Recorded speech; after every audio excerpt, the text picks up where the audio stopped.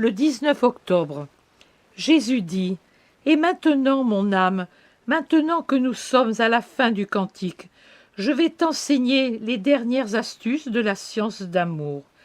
Sois pur, car ton bien-aimé est plus pur que le lys et que la neige. Et l'épouse doit revêtir les mêmes vêtements que son Seigneur, et estimer ce qu'il estime. La lumière s'approche, Maria. Efface le moindre reflet des ombres de la chair, afin de n'être, toi aussi, que lumière pour l'heure où je viendrai.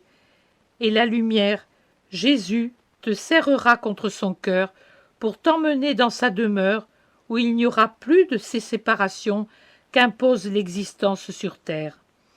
Augmente toujours plus ta beauté, car les noces sont proches.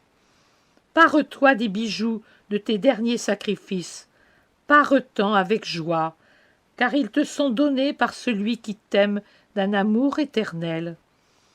Allume-toi de l'éclat de l'amour pour raviver ton apparence spirituelle. Une épouse froide, ou même seulement tiède, n'est pas une épouse. Je te veux brûlante d'un total amour. Sois intrépide contre toutes les forces de l'ennemi qui tentent de te troubler à cause de son infernale envie. Il lancera en vain contre toi ses quadriges démoniaques.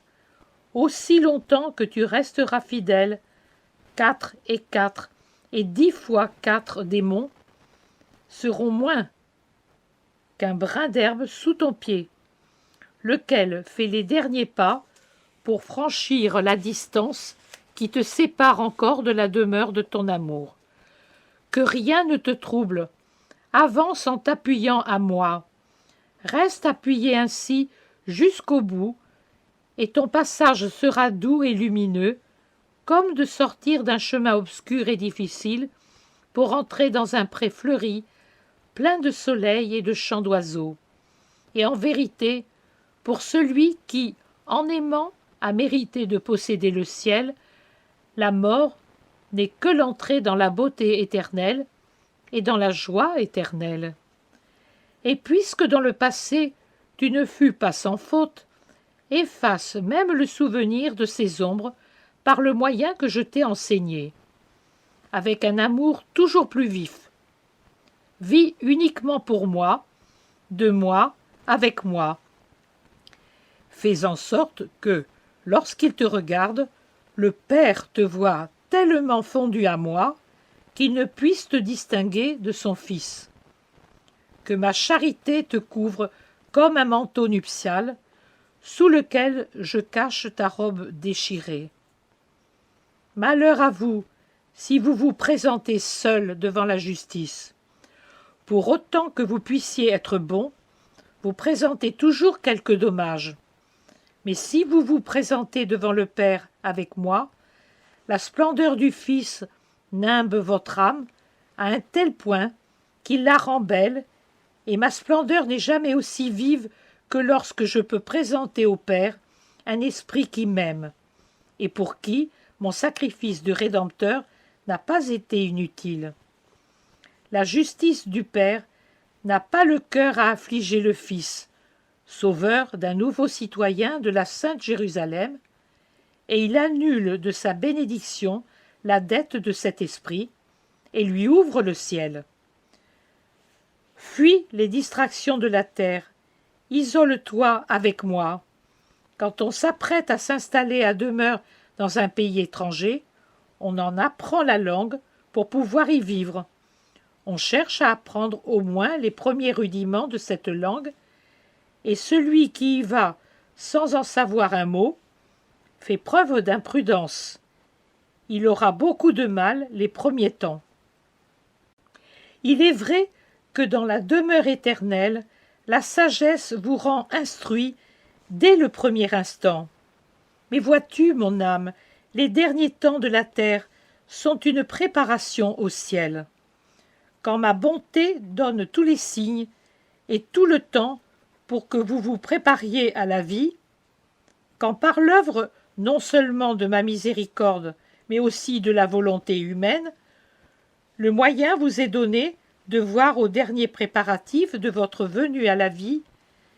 Bienheureux ceux qui s'y préparent avec un soin qui n'est jamais excessif. Si vous y mettiez ce soin, vous tous, que l'âge ou une longue maladie ou l'impitoyable contingence de la guerre mettent dans la quasi-certitude de mourir, il n'y aurait pas tant de pénibles arrêts au purgatoire. Vous accompliriez votre métamorphose en moi par votre amour pour moi, avec un véritable repentir de m'avoir affligé, avec une véritable générosité, avec une véritable résignation, avec toutes les vertus pratiquées avec bonne volonté, et vous n'auriez pas à accomplir ce travail qui fait de l'être humain mélange de chair et de sang, dans lequel l'esprit a peu régné, un esprit qui a connu la vraie vérité, c'est-à-dire que Dieu est la seule chose qui mérite tous les élans de l'être. Tu as tout le temps pour te préparer à la demeure.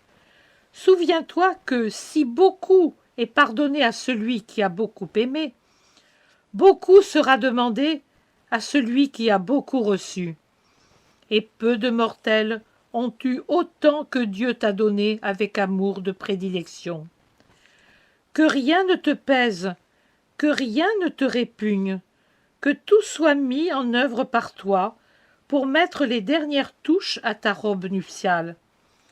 Si le chemin est de plus en plus pénible, pense à ton Jésus qui trouva si pénible aussi le dernier sentier qui menait au Golgotha.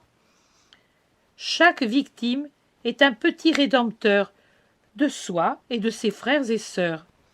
Et les voies de la rédemption ne sont pas de paisibles sentiers fleuris, ce sont des raidillons pierreux, couverts de ronces, que l'on parcourt avec une croix sur les épaules, la fièvre dans les veines, une langueur dans la chair qui se meurt, la saveur du sang dans la bouche sèche, les épines sur la tête et la perspective du dernier tourment au cœur.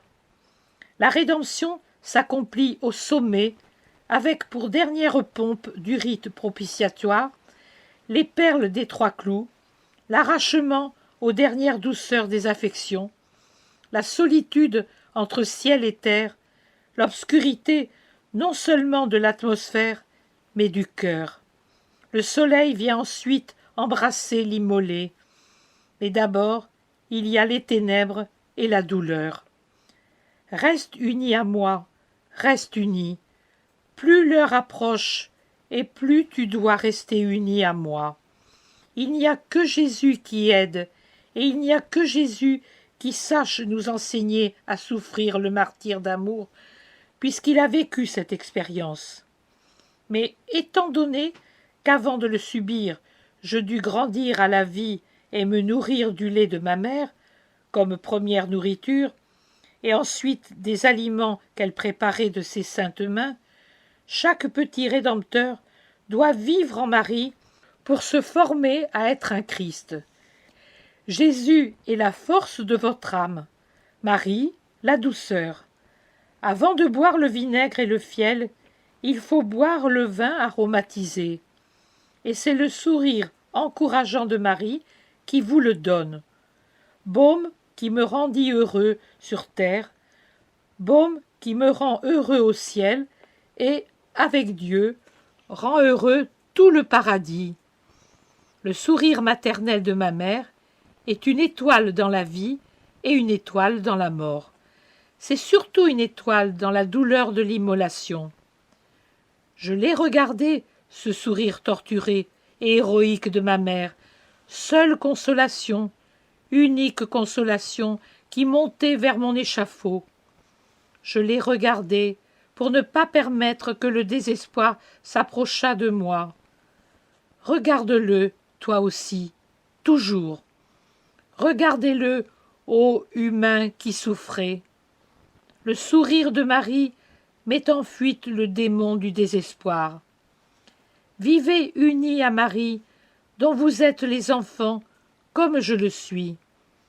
Vis sur le cœur de Marie, âme que je veux amener au ciel. Les mains de cette mère qui ne déçoit pas ses enfants, sont pleines de caresses pour toi. Ses bras te serrent contre ce sein qui m'a porté, et sa bouche te dit les mots qui m'ont réconforté. Pour que tu ne te perdes pas dans ces derniers arrêts sur terre, je t'enferme dans la demeure de Marie. Là, le trouble n'entre pas, car elle est la mère de la paix. Là, l'ennemi n'entre pas, car elle est victorieuse. Que Marie t'enseigne les flammes suprêmes de la charité, elle qui est la fille, la mère, l'épouse de la charité. Coupe tous les ponts entre le monde et toi. Vis en Jésus et en Marie.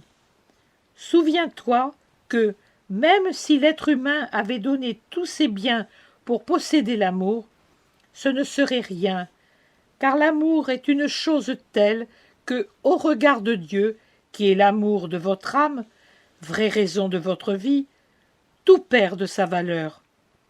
Posséder l'amour est la seule chose qui compte, et on possède l'amour quand pour lui on sait renoncer à tout ce qu'on a. La paix viendra après, Maria. Maintenant, il faut lutter. Mais pour celui qui m'aime, la lutte sera couronnée par la victoire. Bientôt, je viendrai remplacer ta couronne d'épines par une couronne de joie. Persévère. Appose mon sceau à chaque palpitation, à chaque tâche. Grave-le de tes larmes dans les fibres de ton cœur. Je suis celui qui sauve et qui aime.